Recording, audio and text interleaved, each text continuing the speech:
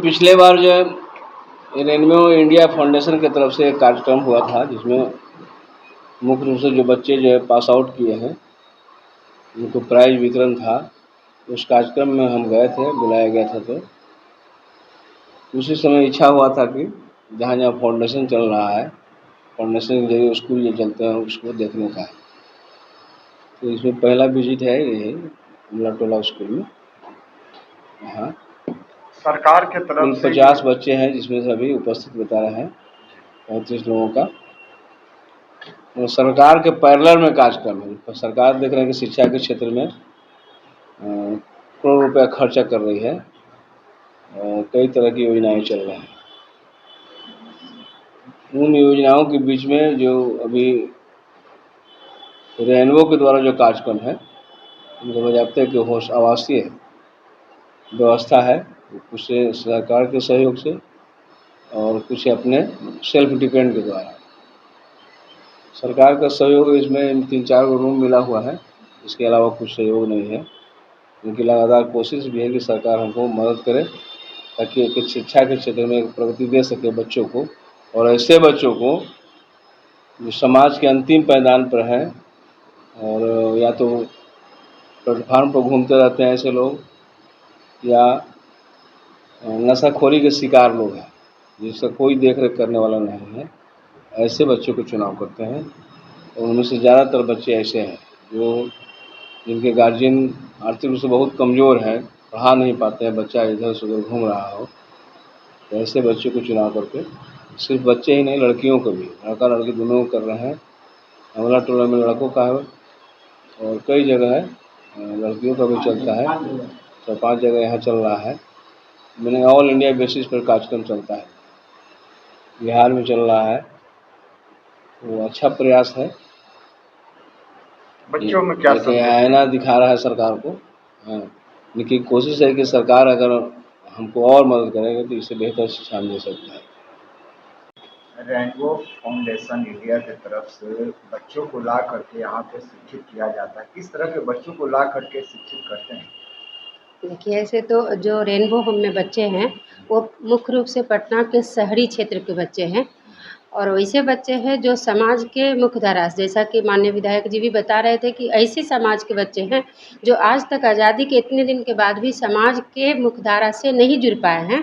इतने सारे स्कीम होने के बावजूद भी इनके बच्चे अभी तक शिक्षा को दूर दूर तक नहीं देखे थे। और रेनबो होम में जो बच्चे पढ़ रहे हैं उन फैमिली का पहला बच्चा है जो मैट्रिक पास कर रहे हैं या 12th पास कर रहे हैं, तो वैसे बच्चे हैं। और उनका घर नहीं है। मुख्य रूप से हमारा फोकस एरिया होता है homeless family, on the street, of the street. अगर जो सड़क पर बच्चे हैं या फिर सड़क के आसपास छावनी लगा करके रह रहे हैं, वैसे फैमिली के हमारे बच्चे हैं। और उन बच्चों को हम लोग मोबिलाइज करके लाते हैं, उनके पेरेंट्स को तैयार करते हैं, उनके आसपास के जो एरिया है उनसे हम अपना पकड़ बनाते हैं। बहुत सारे दुकानदार, चाय वाले, पान वाले बैकग्राउंड समझने का कोशिश करते हैं कि आखिर इन बच्चों के साथ किस तरह का अब्यूज हो रहा है और हम इसको किस तरह का शोषण से बचाने का हमारा क्या मैकेनिज्म होगा। तो हम लोग उस तरह से बहुत कठिन परिस्थिति को झेलते हुए हम लोग 5-6 महीना बच्चे के फैमिली से संपर्क करते हैं और उनके पूरा बैकग्राउंड को समझते हैं। समझने के बाद बच्चे को होम में लाया जाता है, उनके फैमिली को भी होम में घुमाया जाता है। उनके फैमिली जब विश्वास करते हैं हमारे ऊपर कि हम बच्चे को सही और सुरक्षित जगह दे रहे हैं, तब उनका हम लोग वेलकम करके यहाँ पे रखते हैं और जिस उम्र के बच्चे होते हैं उम्र के अनुसार उनको स्कूल में नामांकन कराते हैं। सबसे अच्छी बात है कि हमें बिहार सरकार के द्वारा स्कूल कैंपस में जगह मिला है, जो कि ओपन सिस्टम है। ओपन वॉलंटरी सिस्टम के माध्यम से हम बच्चे को यहाँ रख रहे हैं, ताला लॉक नहीं करते हैं। 24 घंटा रहने के बाद भी रात में हम सेफ्टी के लिए लॉक करते हैं, लेकिन ओपन डोर है और ओपन हट है हमारा। पूरा खुला दिल से खुले दरवाजे में बच्चे को हम रखते हैं, उनके मर्जी के खिलाफ नहीं रखते हैं। उनका जब मन होता है घर जाते हैं, अपने फैमिली में जो शादी विवाह कोई किसी तरह का आयोजन होता है तो जाते आते रहते हैं। उनके फैमिली हर महीना आते हैं, पेरेंट्स मीटिंग यहाँ होती है, लेकिन ये भी बंदिश नहीं है कि वो 1 महीना में आएंगे, जब उनकी इच्छा होती है आते हैं। बच्चे को पूरा फ्रीडम है, बच्चे फैमिली से बात करते हैं, कॉन्टेक्ट डायरी यहाँ होते हैं। सबसे खासियत यहाँ है कि बच्चे की 10 कमेटियाँ होती है, जो हर कमेटी में अपना डिसिप्लिन और लीडरशिप को ऑन करते हैं।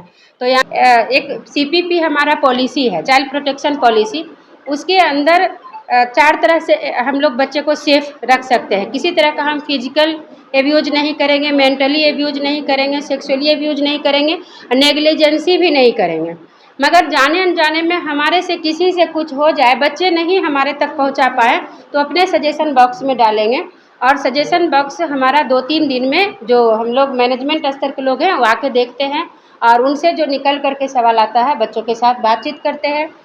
मैकेनिज्म भी है, बाहर के 5 लोग हैं जो CPC के मेंबर हैं, वो आते हैं 1 महीना में एक बार, बच्चे से मिलते हैं, ठीक ठाक हालचाल है कि नहीं वो जानते हैं। इस तरह से बच्चे का प्रोटेक्शन का देखभाल यहाँ होता है। साथ में जो यहाँ रेसिडेंशियल रहते हैं तो स्कूल आवर में स्कूल में पढ़ने जाते हैं, उसके बावजूद वो यहाँ आके होमवर्क करते हैं। इस तरह से यहाँ बच्चे का केयर किया जाता है। अगर 6 साल का आया तो सीधे उनको 1 क्लास में ही नाम लिखाया जाता है, लेकिन जब 8 साल 9 साल का बच्चे रहते हैं तो उनको 4 में 5 में नामांकन होता है और उसका गैप को हम लोग बच्चे नशा करते हैं उनके लिए कैसे आप लोग इसका? ठीक है, नशा करने वाले बच्चे को हम लोग पूरा कोई फोकस नहीं करते हैं, मतलब सेम सिस्टम में चलते रहते हैं और उनका काउंसलिंग लगातार होता है, उनके जो बिहेवियर है उसका ऑब्जर्वेशन किया जाता है और उनके अनुसार हम लोग मनोरंजन आधारित सिलेबस तैयार करते हैं। उनको एक मतलब कभी-कभी एकांकी माहौल दिया जाता है और उनका फ्रस्ट्रेशन को जानना चाहते हैं कि आखिर तुम इतने कम उम्र में ऐसा क्यों कर रहे हो? तो कहीं न कहीं उनका बैकग्राउंड में कोई बहुत बड़ा हादसा होता है जो गम से वो ऐसा काम करना चाहता है।